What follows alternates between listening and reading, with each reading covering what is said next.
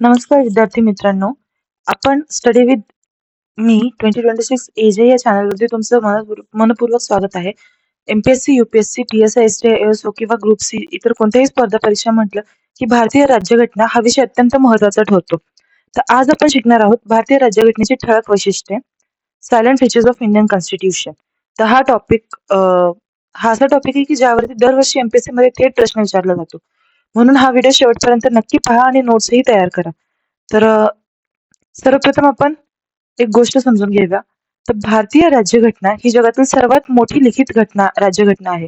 26 November 1949 रोजी ती स्वीकारण्यात आली आणि 26 जानेवारी 1950 पासून ती अंमलात आली. मूळ राज्यघटनेत प्रस्तावना, 395 कलमे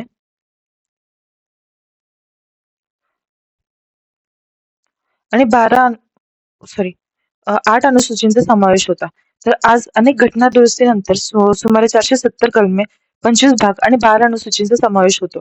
महत्वाचं म्हणजे 42व्या घटना दुरुस्तीला मिनी कॉन्स्टिट्यूशन असे म्हणतात. आणखीन एक महत्वाचा मुद्दा असा की केशवनंद भारती खटला 1973 मध्ये सर्वोच्च न्यायालयाने सांगितले की संसदेला कलम 368 अंतर्गत घटना दुरुस्ती करण्याचा अधिकार आहे, परंतु बेसिक स्ट्रक्चर म्हणजेच मूलभूत रचना बदलता येणार नाही. आता आपण भारतीय राज्यघटनेचं वैशिष्ट्य पाहूयात. सगळ्यात पहिलं वैशिष्ट्य आहे की ही सर्वात मोठी लिखित राज्यघटना आहे. तर भारतीय राज्यघटना ही जगातील सर्वात मोठी लिखित राज्यघटना आहे. ती इतकी मोठी का आहे तर यामागची ही 4 कारणे आहेत. भारताचा विशाल भौगोलिक प्रदेश, सांस्कृतिक आणि सामाजिक विस्तार, ही जी विविधता आपल्या देशात आहे ती, 1935च्या भारत शासन कायद्याचा प्रभाव, संविधान सभेत अनेक कायदेतज्ञांचा सहभाग आणि केंद्र आणि राज्यासाठी एकच संविधान. यामुळे अनेक प्रशासकीय बाबी थेट राज्यघटनेत समाविष्ट करण्यात आल्या. आता दुसरं आहे की विविध स्रोतांकडून घेतलेले. दुसरे वैशिष्ट्य असे की भारतीय राज्यघटना अनेक देशांच्या राज्यघटनेतून प्रेरणा घेऊन तयार करण्यात आली आहे. तर डॉक्टर बाबासाहेब आंबेडकर तिला the constitution has been framed after ransacking all the known constitution of the world असे म्हणतात. महत्वाचे स्रोत बघायला झाले तर आपण पाहूयात. सर्वात पहिले भारत सरकार कायदा 1935 कडून आपण त्याचा संरचनात्मक भाग घेतला. यामध्ये संघराज्य योजना, राज्यपालांचं पद, न्यायव्यवस्था, लोकसेवा आयोग, आणीबाणीची तरतुदी आणि प्रशासकीय तपशील हे घटक घेतले. दुसरे, ब्रिटन संविधानकडून आपण त्याचा राजकीय भाग घेतला. त्याच्यामध्ये संसदीय शासन पद्धती, कायद्याचे राज्य म्हणजेच रूल ऑफ लॉ, कायदेमंडळाची प्रक्रिया, एकेरी नागरिकत्व, कॅबिनेट प्रणाली, विशेषाधिकार रीट, संसदीय विशेषाधिकार आणि द्विगृही कायदेमंडळ हे घटक घेतले. अमेरिकन संविधानाकडून आपण त्याचा तत्वज्ञानविषयक भाग घेतला म्हणजेच मूलभूत हक्क, फंडामेंटल राईट्स, जे की प्रिलम 2025 ला आलेले आहे. न्यायव्यवस्थेचे स्वातंत्र्य, न्यायिक पुनर्विलोकन, राष्ट्रपतींवरील महाभियोग, सर्वोच्च आणि उच्च न्यायालयाच्या न्यायाधीशांना पदच्युत करणे, उपराष्ट्रपतीचं पद, जे की प्रिलिम्स 2023 ला विचारलं गेलं होतं. आयर्लंडकडून आपण त्याचा तत्वज्ञान विषयक भाग घेतलेला आहे. त्याच्यामध्ये मार्गदर्शक तत्वे, डायरेक्टिव्ह प्रिन्सिपल स्टेट पॉलिसीज, जो की प्रिलियम 25 ला विचारला होता. राज्यसभेवर सदस्यांचे नामनिर्देशन 2023च्या प्रिलिम्सचा जोड्या लावांमध्येच विचारलेला प्रश्न आहे हा. राष्ट्रपतींच्या निवडणुकीची पद्धत हे घटक विचारले. कॅनडाकडून काय घेतले तर मजबूत केंद्रासह संघराज्य, उर्वरित अधिकार केंद्राकडे असणे, केंद्राद्वारे राज्यपालांची नियुक्ती, सर्वोच्च न्यायालयाचे सल्लागार अधिकार क्षेत्र. आता हे लक्षात ठेवण्यासाठी आपण एक थोडंसं रिवाइंड करूयात. तर भारत सरकार कायदा 1935 होता, जो आपण मागच्या लेक्चरमध्ये बघितला. त्याच्यामध्ये राज्यांना द्विगृही सभागृह स्थापन करता येत होते. तर ही संघराज्य योजना झाली. दुसरं, गव्हर्नर्स, राज्यपालांचं पद, भारत सरकार कायदा 1935चा. तिसरी, न्यायव्यवस्था. चौथं, लोकसेवा आयोग. तर आपल्याला लक्षात आहे की लोकसेवा आयोग आणि बँकिंग सेवा या बाकी सगळ्या गोष्टींची स्थापना भारतासाठी, लोकसेवा आयोग म्हणजे central public service commission, state public service कमिशनची स्थापना भारत सरकार कायदा 1935 मध्ये झाली होती. आणीबाणीच्या तरतुदी, तर एमर्जन्सी प्रोव्हिजन जे 6 महिन्यापर्यंत लागू करता येत होते ते 1961च्या कायद्यात घेतले आणि ते त्याच तरतुदी ज्या पाठीमागच्या कायद्यात घेतलेल्या होत्या ते भारत सरकार कायदा 1935 मध्ये सुद्धा त्यांनी घेतलेल्या होत्या. आणि प्रशासकीय तपशील, आता 1933चा जो कायदा होता त्यातला आणखीन विस्तृत करून 1935 मध्ये कायदा करण्यात आला होता. या सगळ्या गोष्टी भारत सरकार कायदा 1935 कडून आपण घेतलेल्या आहेत. दुसरं, ब्रिटिश संविधान म्हणलं तर ब्रिटिशमध्ये मोनार्की आहे. ब्रिटिशमध्ये राजा एक्झिस्ट करतो पण सोबतच तिथे प्राईम मिनिस्टर सुद्धा आहे. तर संसदीय शासन प्रणाली, कॅबिनेट प्रणाली तिथून घेतलेली आपण.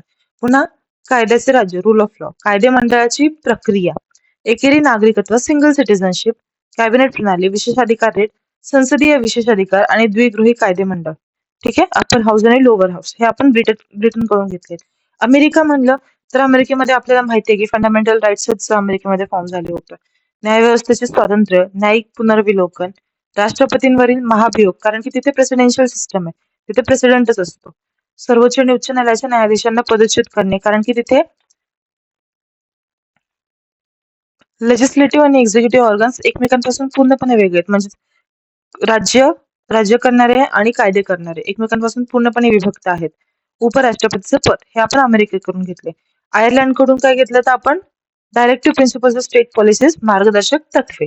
राज्यसभेवरील सदस्यांचे नामनिर्देशन जे की राष्ट्रपती करतात. राज्यसभेवरती 12 सदस्य. स्पोर्ट्स, आर्ट्स अशा वेगवेगळ्या क्षेत्रांमधून जे 12 सदस्य राष्ट्रपती राज्यसभेसाठी निवडतात ते. राष्ट्रपतींच्या निवडणुकीची पद्धत. पुन्हा कॅनडाकडून काय घेतलंय तर मजबूत केंद्रासह संघराज्य. ठीक आहे, कॅनडा अमेरिकेचा भाग आहे. उर्वरित अधिकार केंद्राकडे असणे.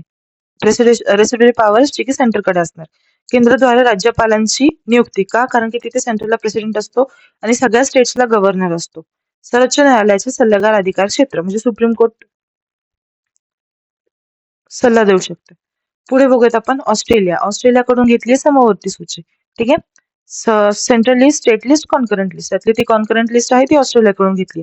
व्यापार व वाणिज्याचे स्वातंत्र्य आणि आंतरराज्यीय व्यवहार, संसदेच्या दोन्ही गृहांची संयुक्त बैठक हे सगळे आपण ऑस्ट्रेलियाकडून घेतले. सोव्हिएत संविधानाकडून आपण काय घेतलंय तर फंडामेंटल ड्युटीज, मूलभूत कर्तव्य. सरनाम्यातील सामाजिक, आर्थिक आणि राजकीय न्यायाचे आदर्श, जे प्रियांबल मध्ये सामाजिक, आर्थिक आणि राजकीय न्याय आहेत ते आदर्श आपण USSR कडून घेतलेत. पुढच्या लेक्चरमध्ये जेव्हा आपण प्रियांबल करू त्यावेळेस आपण हे पुन्हा रिवाइज करू. फ्रेंच संविधानाकडून काय घेतलंय तर सरनाम्यातील स्वातंत्र्य, समता आणि बंधुतेचे आदर्श. साऊथ आफ्रिकेकडून काय घेतलंय तर संविधानात दुरुस्ती करण्याची प्रक्रिया. ठीक आहे, कॉन्स्टिट्युशनल अमेंडमेंटची प्रोसिजर. राज्यसभेच्या सदस्यांची निवडणूक ती कुठल्या पद्धतीने होईल ते. जपानच्या घटनेकडून काय घेतलंय तर कायद्याने प्रस्थापित राज्य, प्रस्थापित प्रक्रिया. वायमर संविधान जर्मनीकडून काय घेतलंय तर आणीबाणीच्या काळात मूलभूत हक्कांचे निलंबन. म्हणजे जे 20 आणि 21 हे मूलभूत हक्कांमधले 20 आणि 21 भाग आहेत त्याचं निलंबन आणि त्याच्यामध्ये जे काही चेंजेस आहेत ते आपण वायमर जर्मनीच्या घटनेकडून घेतलेले आहेत. आता ताठरता आणि लवचिकतेचे मिश्रण. तर संविधानाचे वर्गीकरण ताठर म्हणजे दुरुस्तीची प्रक्रिया, विशेष प्रक्रिया, उदाहरणार्थ अमेरिका, आणि लवचिक म्हणजे साध्या कायद्याद्वारे दुरुस्ती ब्रिटन असे केली जाते. तर भारतीय संविधान हे दोघांचं पण मिक्सचर आहे. तर एक तर भारतीय राज्यघटना ह्याच्यामध्ये घटना दुरुस्तीसाठी 3 पद्धती आहेत. एक तर विशेष बहुमत, काहींसाठी साधे बहुमत. म्हणून भारतीय राज्यघटना पूर्णपणे कठोरही नाहीये, पूर्णपणे लवचिकही नाहीये. तर ह्याच्यामध्ये बघितलं आपण तर विशेष बहुमतामध्ये येतं संसदेचे विशेष बहुमत, उपस्थित आणि मतदान करणाऱ्या सदस्यांचे 2/3 बहुमत व प्रत्येक गृहाच्या एकूण सदस्यांचे बहुमत. आणखीन दुसरं जे विशेष बहुमताचा प्रकार आहे त्याच्यामध्ये विशेष बहुमत व अर्ध्या राज्यांचे समर्थन येते. त्याच्यामध्ये संसदेचे विशेष बहुमत आणि किमान 50% राज्यांची मंजुरी असते. तिसरं आहे साधे बहुमत. तर काही तरतुदी या विशेष प्रक्रिया न करता साध्या कायदे प्रक्रियेद्वारे सुद्धा बदलल्या जाऊ शकतात. एक महत्वाचा फरक आहे तो म्हणजे असा, जो याचा भाग नाहीये पण भारत गणराज्य क्षेत्रात मोडतं आणि राजेशाही. देश 2 प्रकारचे आहेत, रिपब्लिक किंवा मोनार्क असू शकतात. रिपब्लिक मध्ये राष्ट्रप्रमुख हा लोकांकडून निवडून येतो, तर राजेशाहीमध्ये राष्ट्रप्रमुख हा वंश परंपरेने पदावरती असतो. गणराज्यामध्ये राष्ट्रप्रमुख हा जनतेच्या प्रतिनिधींमार्फत निवडला जातो, तर राजेशाहीमध्ये राजघराण्यातील वारसदार राजा किंवा राणी बनते. एकतर गणराज्यातलं पद वंश परंपरेने असतं, जेव्हा की राजेशाहीचं असतं. राष्ट्रप्रमुखाला निश्चित कार्यकाळ असतो. भारताच्या केसमध्ये 5 वर्षांचा आहे. युनायटेड स्टेट्सच्या केसमध्ये जो प्रेसिडेंट आहे तो 6 वर्षांसाठी असतो. आणि राजेशाहीमध्ये राजा किंवा राणी बहुधा आयुष्यभर पदावरती राहतात. तर इथे एक्झाम्पल दिलंय भारत, फ्रान्स, इथे दिले युनायटेड किंगडम आणि जपान, या दोघांमध्ये सुद्धा मोनार्की आहे.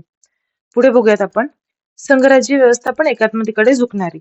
आता ह्याच्यामध्ये काय तर संघराज्य वैशिष्ट्यामध्ये 2 सरकारी अधिकारांची विभागणी, लिखित संविधान, संविधानाची ताठरता, स्वतंत्र न्यायव्यवस्था, द्विगृही कायदे मंडळ हे भारतीय संघराज्याची वैशिष्ट्ये आहेत, जे की त्याला एकात्मतेकडे झुकवतात. पण ही आहेत की जे त्याला इंडिपेंडंट ठेवतात. तर एकात्मतेकडे झुकवणारी कशी आहेत तर मजबूत केंद्र, सिंगल सिटिझनशिप, संविधानाची लवचिकता, एकात्म न्यायव्यवस्था, केंद्राद्वारे राज्यपालांची नियुक्ती, अखिल भारतीय सेवा आणि वाणिज्य तरतुदी हे सगळं त्याला गैरसंघ राज्य एकात्मेकडे झुकवणारे आहेत. तर पुढील काही गोष्टी काही स्पेसिफिक व्यक्तींनी मेन्शन केलेल्या होत्या त्या आपण पाहूयात. तर अर्धसंघ राज्य, क्विझी फेडरल किंवा आभासी संघराज्य हे केसी वेअर म्हणले होते भारताच्या संघराज्याबद्दल. बार्गेनिंग फेडरलिझम मॉरिस जोन्स म्हणले होते. कोऑपरेटिव्ह फेडरलिझम ग्रॅन्ड ऑस्टिन म्हणले होते. एक्स्ट्रीम कलेक्टिव्हिझम म्हणजे अत्यंत सांघिक हे पॉल एपलबाई यांनी म्हणले होते. तर केंद्रीकरणाची प्रवृत्ती असणारे संघराज्य ही कमेंट आयवो जेनिंग्स यांनी केली होती. तर या गोष्टी आपल्याला लक्षात ठेवण्यासारख्या यासाठी आहेत की हे एकतर आयदर वन लाईनर मध्ये विचारतात किंवा जोडा लावांमध्ये विचारतात. इथे स्पेशलिस्ट पॉलिटिकल स्पेशलिस्टची नावं दिली जाते एकीकडे आणि एकीकडे आपल्याला इथे मेन्शन केलं जातं की भारतीय राज्यघटनेबद्दल कोण काय म्हणलंय. तर एकदा पुन्हा आपण रिवाइज करूयात. तर अर्धसंघ राज्य, क्विझी फेडरल, आभासी संघराज्य, KC Wheare, bargaining federalism Morris Jones, सहकारी cooperative federalism Granville Austin, extreme म्हणजे सत्यंतिक संघराज्य पॉल एपलबॉय, तर केंद्रीकरणाची प्रवृत्ती असलेले संघराज्य ॲव्होजेन्स. यात लक्षात ठेवण्यासारखी एक गोष्ट आहे, तर ऑल इंडिया सर्व्हिसेस आणि युनिटी लेजिस्लेटिव्ह सिस्टमच्या वरती कुठेही मेन्शन नाहीये. तर या दोन्ही गोष्टी त्याच्या संघराज्य वैशिष्ट्यांमध्ये मोडत नाहीत. तर ग्रुप सी प्रिलिम्सचा हा प्रश्न होता की भारतीय पुढीलपैकी कोणते घटक एकात्मिक संघराज्याकडे मेन्शन होत नाहीत, वळत नाहीत. ठीक आहे. तर संसदीय शासन आणि न्यायिक सर्वोच्चता हा पुढील वैशिष्ट्य आहे. तर ह्याच्यामध्ये ब्रिटनमध्ये संसद सर्वोच्च असते, तर अमेरिकेत सर्वोच्च न्यायालय अधिक प्रभावी असते. भारतात मात्र या दोघांचा सुद्धा समन्वय आहे. संसद कायदे बनवते, परंतु एखादा कायदा घटनेविरुद्ध आहे हे ठरवण्याचा अधिकार सर्वोच्च न्यायालय असतो. तर अशा प्रकारे संसदीय शासन न्यायिक सर्वोच्चता भारतामध्ये आहे. ठीक आहे. तर हो. तर संसदीय शासन प्रणालीमध्ये राष्ट्रपती किंवा राज्यपाल जसं नाममात्र प्रमुख असतो आणि वास्तविक प्रमुख म्हणजे वास्तविक सर्व कार्य पंतप्रधान किंवा मुख्यमंत्रीकडे असतात. बहुमत प्राप्त पक्षाचे राज्य असते तर कायदे मंडळाला कार्यकारी मंडळाची सामूहिक जबाबदारी असते. कनिष्ठ गृह बरखास्त करण्याचा अधिकार याच्यामध्ये असतो. कनिष्ठ सभागृह, ठीक आहे, लोकसभा किंवा विधानसभा. पुन्हा ब्रिटिशात राजेशाही आणि भारतात प्रजासत्ताक आहे. तर पंतप्रधान म्हणजे प्राईम मिनिस्टर गव्हर्नमेंट थोडक्यात आपल्याकडे आहे. संसदीय सार्वभौमत्व आणि न्यायिक सर्वोच्चता तेच मी आता जे तुम्हाला एक्सप्लेन केलं की सुप्रीम कोर्ट संसद कायदे करू शकते, पण सुप्रीम कोर्ट ते कायदे घटनात्मक आहेत की नाही हे घोषित करू शकतात. संसदेला संविधानात घटना दुरुस्ती करण्याचा अधिकारही आहे. आणि आता इतर काही प्रमुख वैशिष्ट्य आहेत त्याच्यामध्ये एकात्मिक आणि स्वतंत्र न्याय व्यवस्था येते. तर भारतामध्ये सुप्रीम कोर्टच्या नंतर हायकोर्टच्या नंतर सबऑर्डिनेट कोर्ट्स आहेत. तर ही एकात्मिक न्याय व्यवस्था झाली. सबऑर्डिनेट कोर्ट्सला हायकोर्टला रिपोर्टिंग करावी लागते. हायकोर्टला सुप्रीम कोर्टचं ऐकावं लागतं आणि ओव्हरऑल सुप्रीम कोर्टचे कायदे सर्वांना लागू होतात. दुसरं आहे मूलभूत हक्क. कलम 12 ते 35 मध्ये मूलभूत हक्क जे काही सगळे मेन्शन केलेत ते सुद्धा भारताचे एक वैशिष्ट्य आहे. तिसरं डायरेक्टिव्ह प्रिन्सिपल स्टेट पॉलिसी राज्य धोरणाचे मार्गदर्शक तत्वे. त्याच्यानंतर मूलभूत कर्तव्य, धर्मनिरपेक्ष राज्य. भारत हा धर्मनिरपेक्ष राज्य आहे. भारताला स्वतःचा कोणताही धर्म नाही आणि सगळे आपला धर्म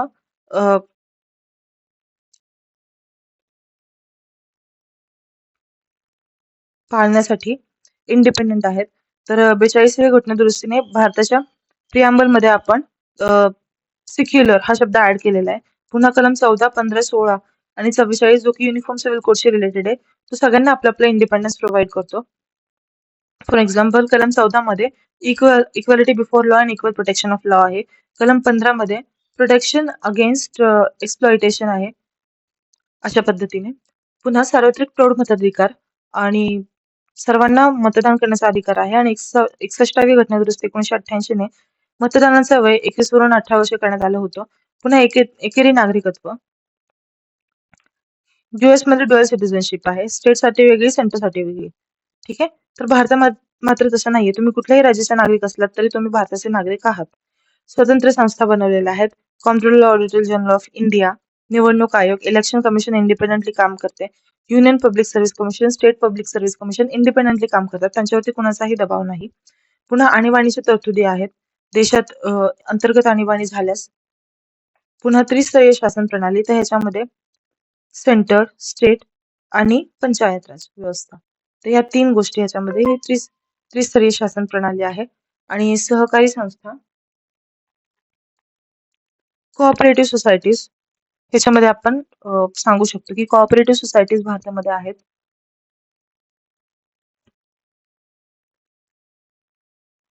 संविधानावरील काही महत्त्वपूर्ण टीका. तर या टीका सुद्धा एक्झाममध्ये विचारल्या जातात एमसीक्यूच्या फॉर्ममध्ये, की कुणी कोणती टीका केली. ठीक आहे. तर उसनवारी संविधान, खिचडी संविधान किंवा ठिगळांचे काम 1935 च्या कायद्याची कार्बन कॉपी. एन श्रीनिवासन काय म्हणतात, तर भाषा आणि आशय या दोन्ही बाबतीत प्रत आहे, कॉपी आहे. डॉक्टर बाबासाहेब आंबेडकरांनी त्याचं स्पष्टीकरण असं दिलं, की याच्यामध्ये कोणतीही चोरी केलेली नाहीये. ॲज एक्झॅक्ट शब्द उचललेले नाहीयेत. पण जी गरज होती ते चेंजेस केलेले आहेत. त्याच्यानंतर अँटी इंडियन, तर के हनुमंतय्या, आम्ही वीणा किंवा सतारीचे संगीत हवे होते, पण इथे इंग्रजी बँडचे संगीत आहे. लोकनाथ मिश्रा म्हणतात, पश्चिमेचे दासत्व पूर्ण अनुकरण केलेले आहे. अ, गांधी विरोधी, तर टी प्रकाशम म्हणतात, की गांधीवादी विचारांचा प्रभाव याच्यावरती दिसत नाहीये. पुन्हा अ, ह्याच्या आकाराला घेऊन, की हत्तीसारखा अवाढव्य आकार आणि वकिलांचे नंदनवन. तर आयव्हर जेनिंग्स म्हणतात, की खूप मोठे आणि क्लिष्ट आहे. तर एच.व्ही. कामत म्हणतात, अवाढव्य आकारामुळेच तुम्ही हत्ती हे बोधचिन्ह वापरलंय. तर हे पुढील काही एमसीक्यू, मी एक एमसीक्यू जोडलाय एक्झाम्पल म्हणून. तर राज्यधोरणाची मार्गदर्शक तत्वे, मूलभूत हक्क, संघराज्य संबंधांमध्ये समवर्ती सूची आणि भारत हा मोठ्या राज्यांचा संघ म्हणून संघराज्याचे अधिकार. तर हे आपण कोणत्या देशाकडून घेतलेत? त्याच्यासाठी एक एमसीक्यू आहे. तर असेच एमसीक्यूज भरपूर आलेले आहेत. तर राज्यधोरणाचे मार्गदर्शक तत्वे आपण घेतलेत आयर्लंडकडून. मूलभूत हक्क, fundamental rights by default USA कडून घेतलेले आहे.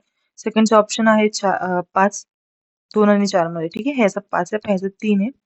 पुन्हा संघराज्य संबंधांमध्ये समवर्ती सूची आपण कोणाकडून घेतली? तर ऑस्ट्रेलियाकडून. आणि भारत हा मोठ्या राज्यांचा संघ म्हणून संघराज्याचे अधिकार घेतलेत आपण कॅनडाकडून. तर अशा पद्धतीने हा युनिट आपला संपतो, याचा अभ्यास संपतो. हेच एवढेच महत्त्वाचे पॉइंट्स आहेत आणि एवढे पॉइंट कव्हर केल्याने सुद्धा या युनिटचे मार्क आपल्याला भेटून जातील. त्याच्यामुळे कुठलीही काळजी करायची गरज नाही. याच्या पुढचे लेक्चर सुद्धा मी असेच कंटिन्यू करत राहील. तर तुमचे आणखीन काही सजेशन्स असतील तर तुम्ही कमेंट्समध्ये देऊ शकता. अशा आणखीन लेक्चरसाठी चॅनलला फॉलो आणि सबस्क्राईब करा. Thank you.